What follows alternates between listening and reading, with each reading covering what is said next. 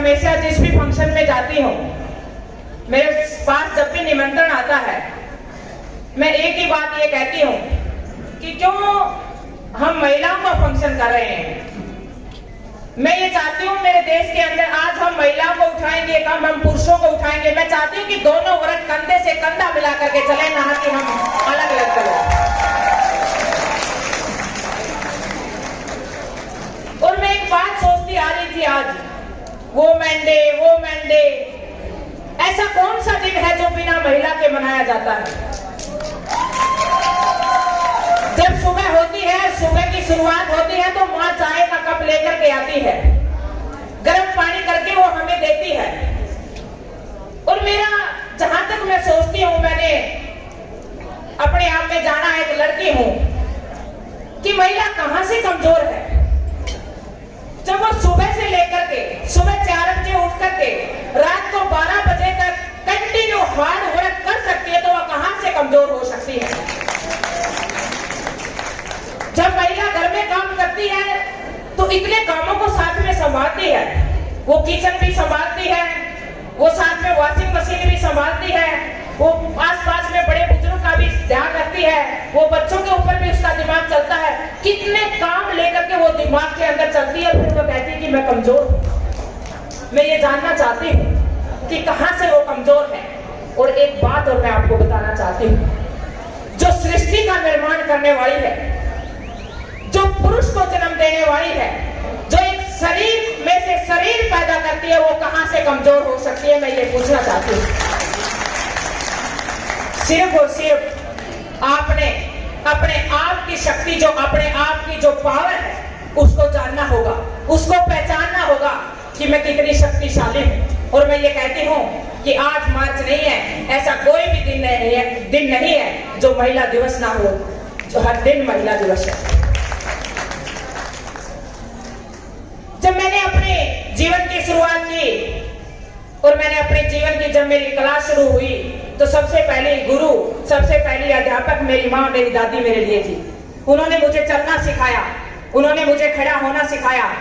मेरी दादी ने मुझे रोटी पोना सिखाया कि बेटा ये बहुत जरूरी है, ये आपके जीवन में काम आएगा। उसको इतना ही ज्ञान था, उसको बेचारी को शिक्षा इतनी थी, उसने सोचा कि ये ससुराल के लिए काम आएगा। लेकिन मैं आप सभी युवा साथी बैठे हैं, हर काम हर व्यक्ति के लिए बहुत जरूरी है। अगर कहीं आपकी बात सर्विस लग गई और आपको कोई काम करने वाला नहीं मिला, तो आप कहां पे रोटी खाएंगे? यदि आपको बनानी आती है तो आप अपना आप बना करके खा सकते हैं, वो कला आपके अंदर होनी चाहिए।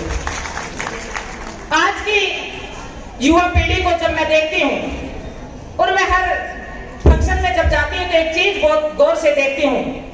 आज जो आधुनिकता आई है, बहुत सारी चीजें हमने पाई भी है, बहुत सारी चीजें हमने खोई भी है। मैं थोड़ी सी आपको गांव की तरफ लेके जाती हूँ। जब किसी लड़की की शादी होती थी और वो दूसर लेके जाती थी, तो जितना भी घर जो सामान होता था वो माँ अपने हाथ से तैयार करती थी। वो दरी बनाती थी, वो इंडी तैयार करती थी, वो उसकी जो भी चुनरी, वो उसके कपड़े होते थे, वो खुद अपनी कला का प्रदर्शन करती थी। लेकिन आज हम कहाँ पे आ गए हैं? अच्छी बात है, हमने इंग्लिश बोलना तो सीख लिया है, जरूरी है, कम्युनिकेशन के लिए भाषा का होना बहुत जरूरी है। लेकिन मैं एक बात कहती हूँ कि जो हमारी माँ वास्तव में जो कला का प्रदर्शन करती थी, उसने आज हमने खो दिया है, उसको हमने दोबारा स्थापित करने की आवश्यकता है। वो हमारे लिए बहुत बड़ी आइकॉन थी।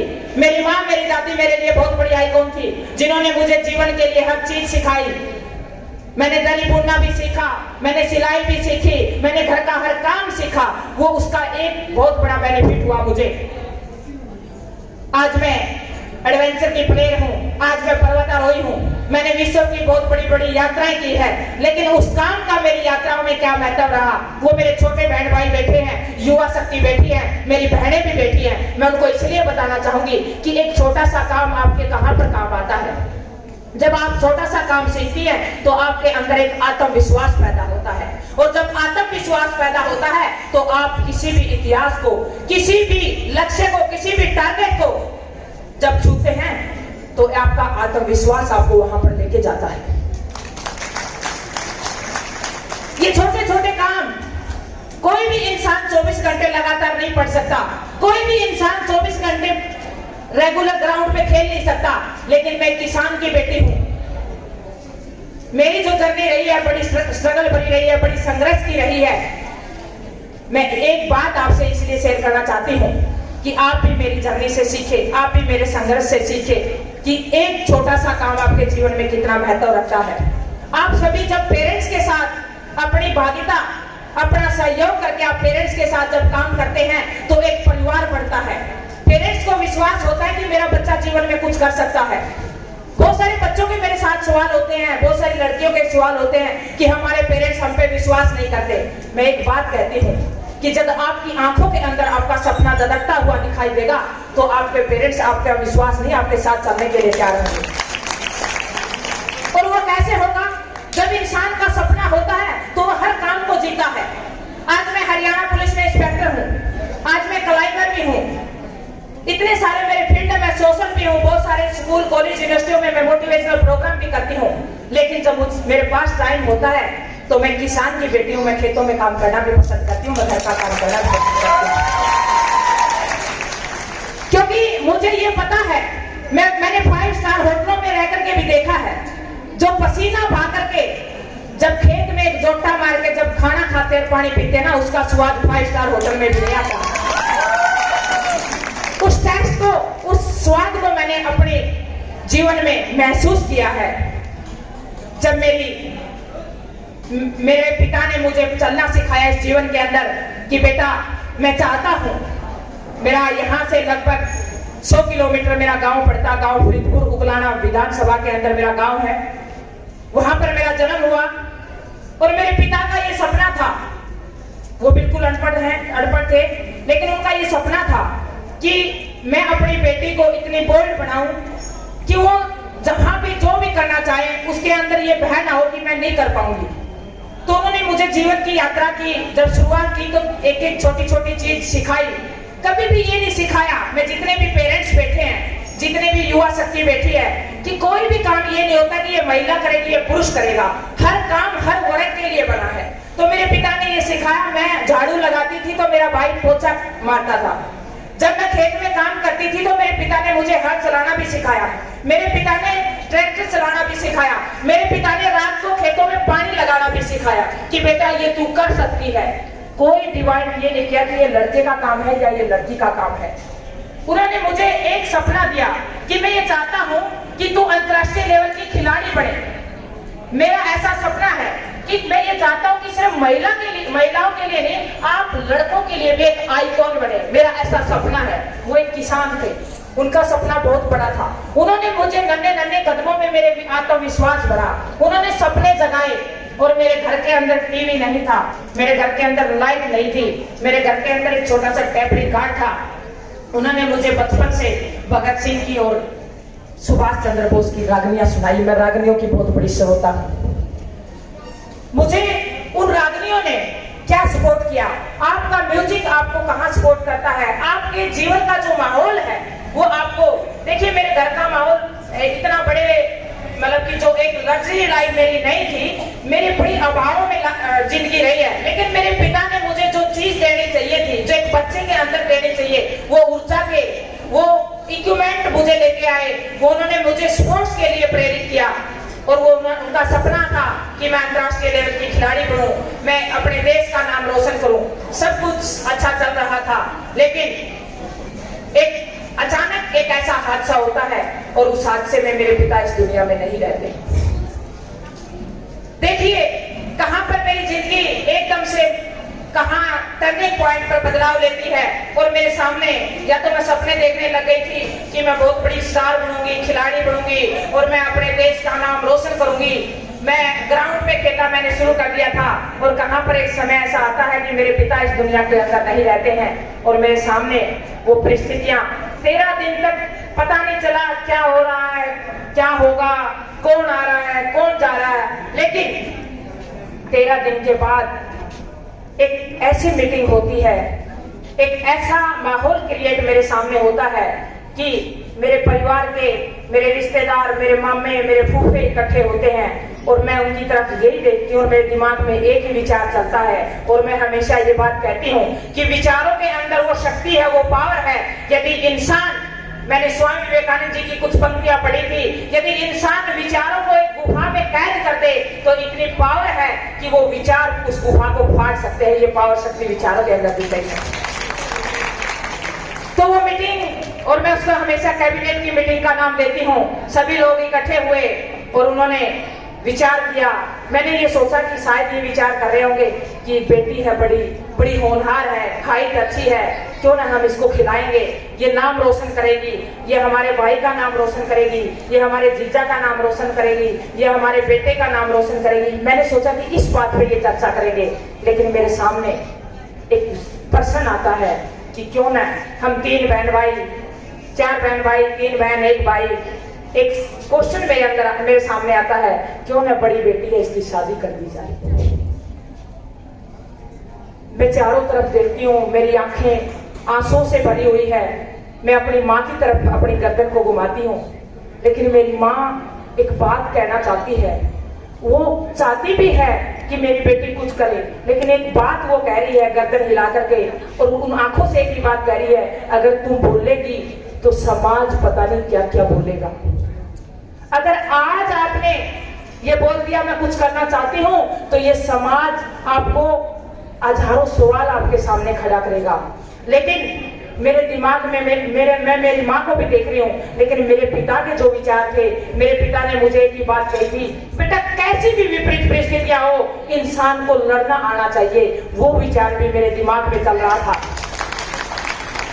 मैं दोनों विचारों को लेकर के आगे बढ़ रही थी, और दोनों विचारों में मैं इस तरीके से फंसी हुई थी, मैं आज क्या करूं? अगर मैं आज नहीं लड़ी, अगर मैंने अपने सपने को इन लोगों के सामने नहीं रखा, तो मैं आज दुनिया हार जाऊंगी, मैं लड़ नहीं पाऊंगी, मैं कुछ नहीं कर पाऊंगी। जो मेरा सपना है, जो मेरे पिता ने मेरे अंदर बोया है, मैं जितने भी माता पिता बैठे हैं उनको एक ही बात कहना चाहती हूँ, यदि आप बच्चों को कुछ देना चाहते हैं तो बच्चों को सपने दीजिए। इससे बड़ा आपके पास कोई भी उपाय नहीं है जो बच्चों को आप दे सकते हैं।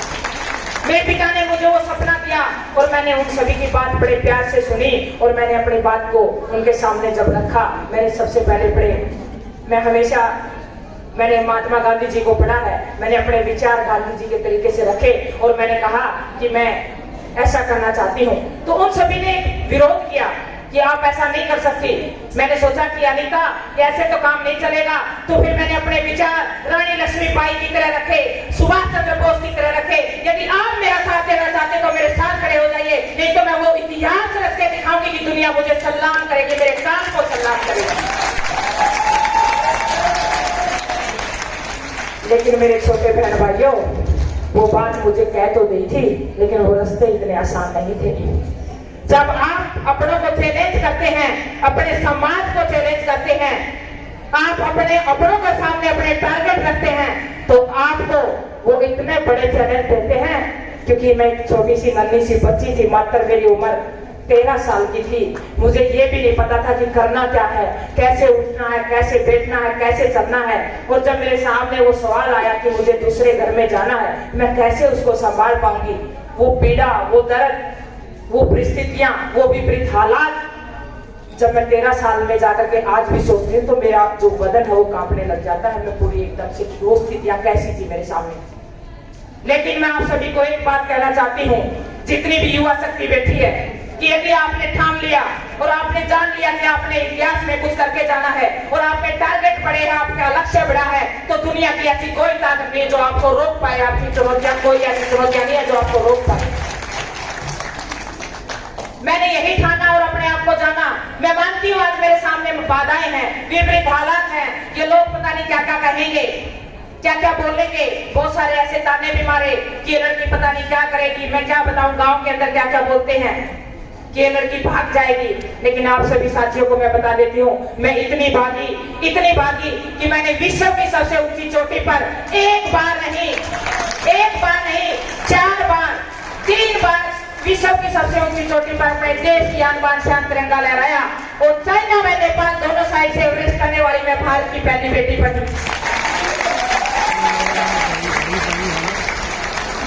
और मैं वहां भी नहीं रुकी, मैंने विश्व की सबसे ऊंची चोटियां, 7 महाद्वीपों की सबसे ऊंची चोटियां देखिए, अंटार्कटिका जैसा महाद्वीप जहाँ पर इंसान जाते ही डरता है, सोचता है। -66 डिग्री के अंदर 2 महीने कंटिन्यू अभियान में रह करके मैंने अपने देश की आन बान शान तिरंगा वहां पर भी लहराया है।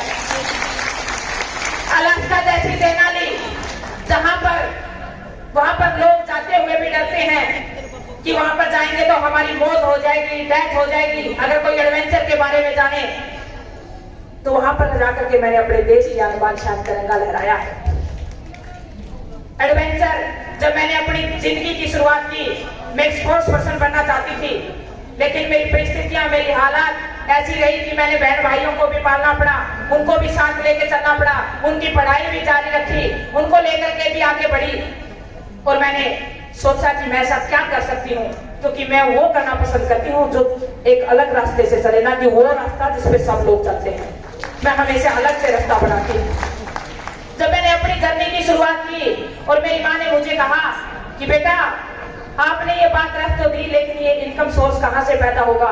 मैंने कहा माँ, अपने घर में भैंस है, हम पशु पालेंगे, उसका दूध बेचेंगे, उस दूध की फीस से आप मुझे पढ़ाएंगी। मैं सुबह 4 बजे उठती थी, कभी मैंने ये शर्म नहीं की कि मैं ये काम नहीं करूंगी। सुबह 4 बजे उठती थी और 7 बजे मेरे गांव के अंदर बस आती थी। 3 घंटे के अंदर सारा भैंसों का काम, खेत का काम, सारा काम करके 7 बजे फिर मैं स्कूल में जाती थी। और फिर मैं स्कूल से वापस कभी ये इंतजार नहीं करती थी कि बस आएगी तब मैं घर पे आऊंगी। मेरा टारगेट यही रहता था कि मैं कब जल्दी घर पे पहुंचूं और कब जा करके मैं वापस फिर मैं खेत में जाऊंगी और सारा खेत का काम संभालूंगी। रात को अकेले मैंने पानी लगाया, मैंने कभी किसी का सहयोग नहीं लिया। आप क्या कहते हैं कि नारी क्या नहीं कर सकती, मैं कहती हूँ। मेरे गांव का एक बहुत ही मशहूर, हर माँ इस चीज को दोहराती है कि यदि औरत भटियारी हो वो भी अपने बच्चों को पाल सकती है, लेकिन बाप चाहे राजा हो वो भी अपने बच्चों को नहीं पाल सकता। ये अपने माँ बाप बना रहे हैं। माँ एक भटियारी होते हुए भी उसके पास कोई संसाधन नहीं है, तब भी वो अपने बच्चों की परवरिश कर सकती है। और आप ये पूछते हैं कि महिला के अंदर क्या पावर है। मैं ये कहती हूँ कि महिला दिवस हर दिन होता है, कोई विशेष दिन निर्धारित नहीं करना चाहिए। हर दिन महिला दिवस के रूप में हमें बनाना चाहिए। और बात करते हैं हम दोनों, मैं ये कहती कभी भी कि हम कब तक इस चीज में चलेंगे। कितने हम ऐसे विषय लेकर के चलते हैं जिसके ऊपर हमें बात करने की भी आवश्यकता नहीं है। हमें तो अपने राष्ट्र को मजबूत बनाना है। हमें तो उन विषयों के ऊपर बात करनी चाहिए कि हम अपने समाज को किस तरीके से मजबूत कर सकते हैं। हमें भाईचारे की बात करनी चाहिए, हमें देश की बात करनी चाहिए। जाति वर्ग, किस वर्ग में पैदा हुए, किस जाति में पैदा हुए, किस क्षेत्र में पैदा हुए, कोई मायने नहीं रखता।